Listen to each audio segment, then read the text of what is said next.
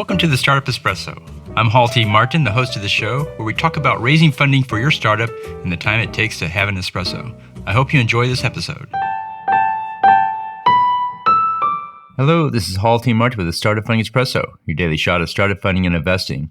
Technology adoption lifecycle in the startup world shows how new technologies and products are adopted first by lead users and technologists. Following this group are early and late stage majority users. The laggards are the last group to accept the new technology. This concept comes from Jeffrey Moore in his book entitled Crossing the Chasm. The technology adoption lifecycle guides the startup on how to build and market products throughout the cycle. In the early days, the startup will sell to the technologists who need the functionality of the product but don't care about the ease of use or the price. Once the product crosses the chasm and is now accepted by the majority of users, the game changes. The early majority will pay a higher price, but it must be easier to use. The late majority won't pay a higher price, and it must be even easier to use than before. The volume of users will rise greatly given the term S-curve to the shape of the growth.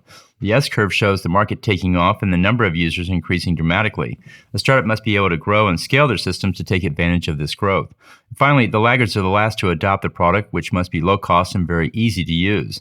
In pursuing a market, consider where it is on the technology adoption lifecycle curve and adjust your product and pricing accordingly. Thank you for joining us for the Startup Funding Espresso, where we help startups and investors connect for funding. Let's go start us into today.